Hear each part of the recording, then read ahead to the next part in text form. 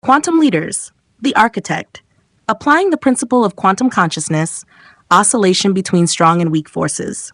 The architect's natural style, systemic, structured, and precision-driven, is engineered for long-range vision and functional frameworks. They think in models, design in scaffolds, and build toward cohesion. But in a quantum leadership paradigm, their mastery doesn't come from rigidity. It comes from oscillation between planning and sensing, control and surrender, blueprint and emergence. Through the quantum principle of oscillation between strong and weak forces, the architect evolves from a master planner into a living system steward, someone who holds both design and adaptability in constant, deliberate tension. With a motivation direction of away from, the architect is naturally alert to inefficiencies, blind spots, and systemic risks. The strong force shows up in their drive to prevent collapse through design, tight protocols, functional redundancies, and clean structure. But when this vigilance is over-applied, it calcifies into rigidity. The weak force invites them to leave space, to allow uncertainty, input, and even short-term inefficiencies that lead to long-term evolution. Oscillation between control and curiosity creates systems that breathe instead of break. Their attention focus on self allows them to rely on their own judgment to guide system design. The strong force is autonomy and internal coherence. But too much internal focus can blind them to relational needs or emerging feedback. The weak force is tuning into others, not to outsource authority, but to upgrade the design through dynamic exchange. The architect matures when they alternate between deep individual visioning and field-based calibration. With an internal frame of reference, they trust their frameworks. The strong force is conviction in what works, but systems evolve faster than models. The weak force is receptivity, willingness to notice what the system is trying to become, even if it doesn't yet fit the model. Oscillation here allows the architect to preserve structural wisdom while allowing emergent logic to shape the next layer. Their procedural operational style gives them a strong command of flow. The strong force is sequencing, order, and hierarchy. But the weak force is responsiveness. A rigid plan that doesn't flex becomes a liability. The architect grows when they learn to build procedures that include optionality, spaces for intuition, iteration, and human nuance. Their systems become responsive frameworks, not fixed machines. Their specific viewpoint allows them to zoom into fine detail and ensure seamless integration. The strong force is their mastery of nuance. But too much detail focus fragments vision. The weak force is pattern recognition, the ability to step back and see the metastructure. When they oscillate between analysis and synthesis, their work transforms from precise to elegant. With a solo work preference, they often prefer to architect in quiet. The strong force is deep concentration and conceptual independence. But systems are lived, not just imagined. The weak force is relational testing, bringing others into the blueprint before it's finalized. This oscillation allows them to catch flaws, energize ownership, and ensure that what's designed in solitude actually works in practice. Their emotional engagement is dissociated, allowing them to approach complexity with objectivity. The strong force is emotional neutrality, but systems carry tone, and tone affects culture. The weak force is attunement, not immersion, but designing with emotional resonance in mind. Oscillating between structure and felt sense, the architect becomes a designer not just of systems, but of human experience. As matchers, they rely on proven methodologies. The strong force is legacy logic and precedent.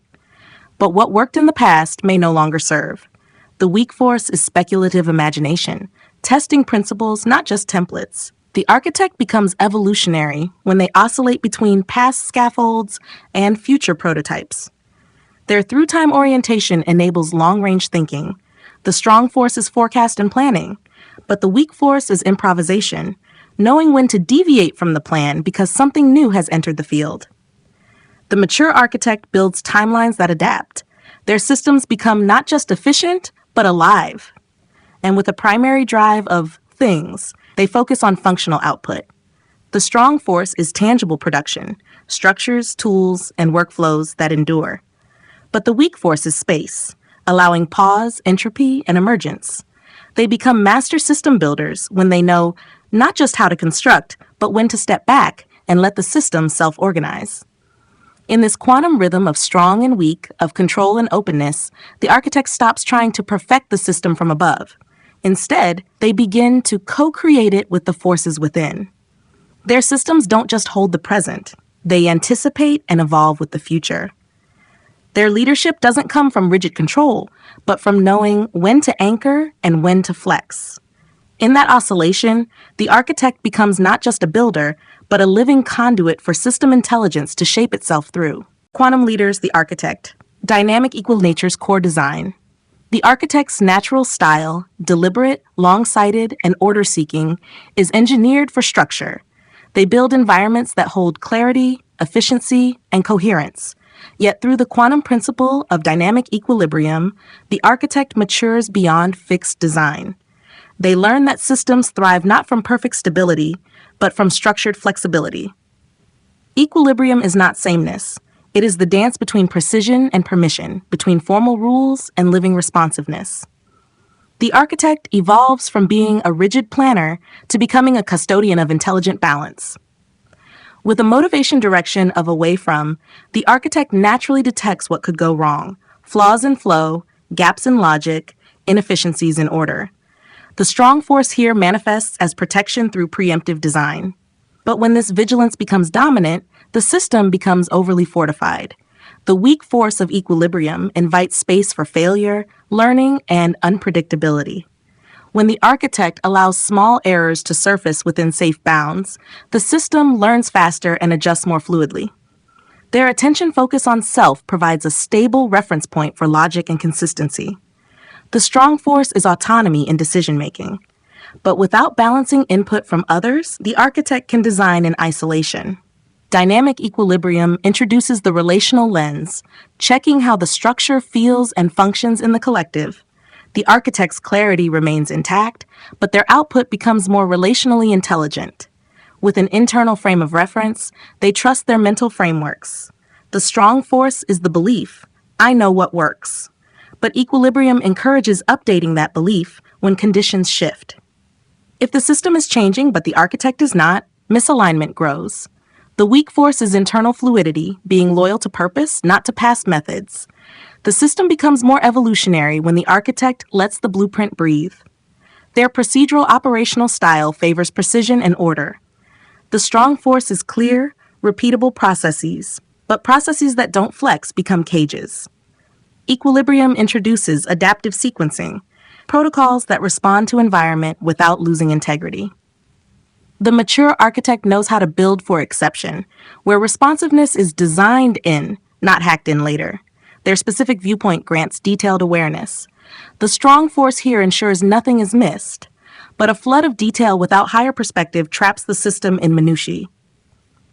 The weak force is abstraction, zooming out to see why a part matters in context. When the architect oscillates between the micro and the meta, their designs become not only tight, but purposeful.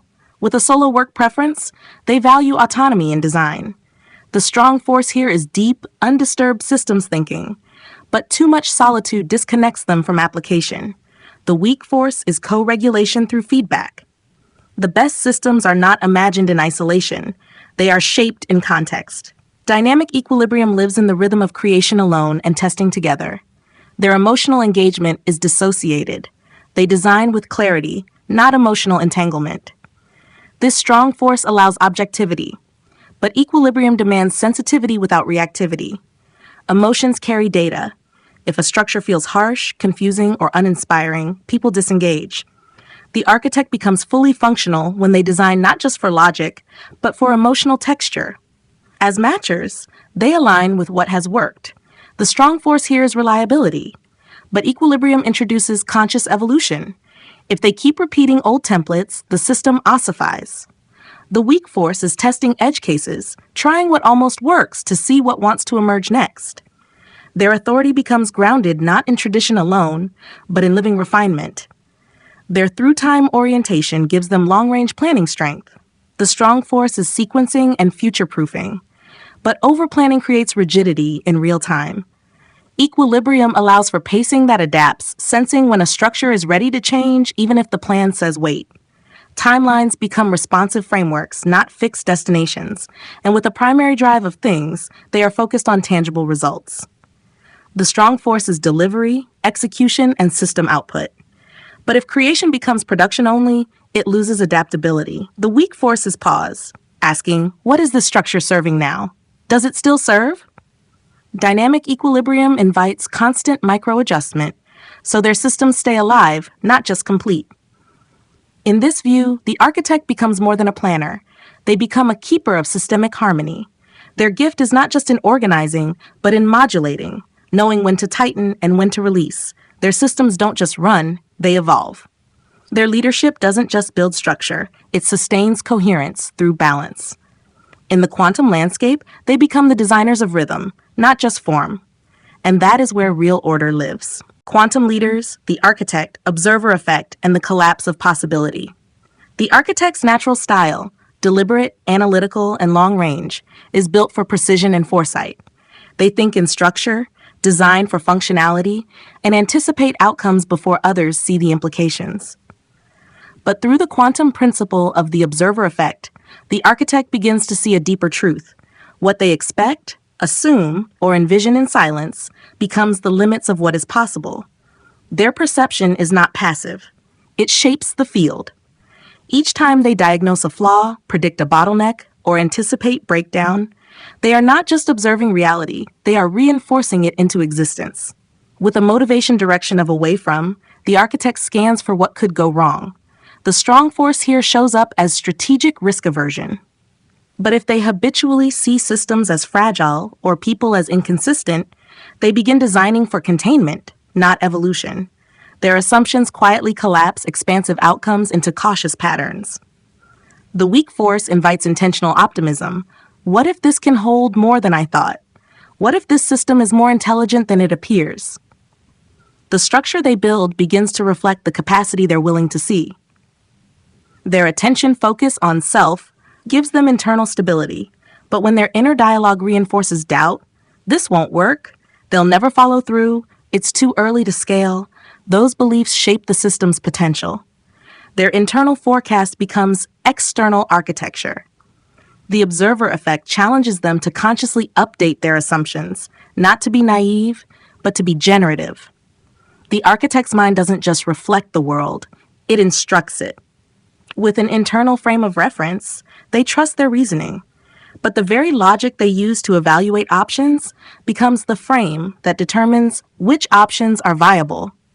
If they assume something won't work before testing it, the possibility collapses.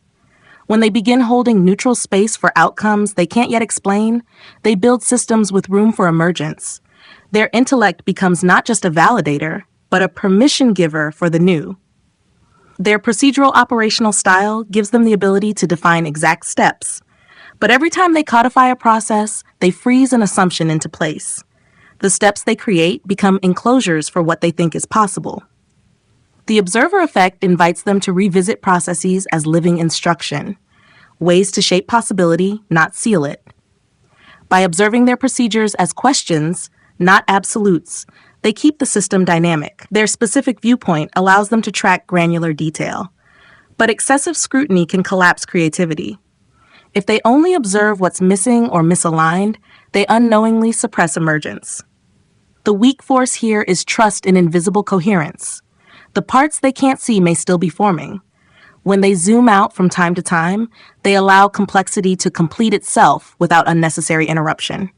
With a solo work preference, they often operate unseen, but their silent expectations shape outcomes just as powerfully as words. The vibe they carry, the quiet tension, urgency, or skepticism, enters the system as signal. The architect learns to align their invisible posture with the outcomes they desire. Their mental stillness becomes instructional code for the collective field. Their emotional engagement is dissociated. They maintain clarity under pressure. But even suppressed emotion influences how they design. Frustration may become rigidity. Cynicism may show up as over-control. The observer effect reveals that their emotional energy shapes the tone of their systems, even if unspoken. By choosing awareness over suppression, the architect begins embedding coherence instead of contraction. As matchers, they prefer what has worked before. But this default to precedent can shrink the space of innovation. If they only observe for proof, they collapse the field into repetition. When they begin noticing anomalies, gaps, subtle shifts, they open the system to quiet revolution. The architect doesn't need to throw out the blueprint, they just need to notice where it wants to flex. Their through-time orientation gives them mastery of sequence and timing. But if they hold timelines too tightly, they collapse timing into pressure. If they expect delay, delay is created. If they expect readiness, systems begin to align. The architect evolves when they observe time not as linear obligation, but as responsive space. Their timing becomes an act of design. And with a primary drive of things, they seek tangible outcomes. But outcomes are shaped by inner blueprints. A system built from tension, fear, or over-control carries those imprints. A structure built with presence, trust, and subtle allowance feels different, even if the design is similar. The architect's consciousness becomes part of every framework they touch. In this principle, the architect realizes they are not only the builder, they are the lens that determines what gets built at all. Their quiet gaze writes the rules. Their assumptions build scaffolding. Their permission, or skepticism, shapes the space others live in. And when they clean their perception, widen their sightlines, and build from a place of neutral, generative awareness, their systems begin to support not just function, but freedom.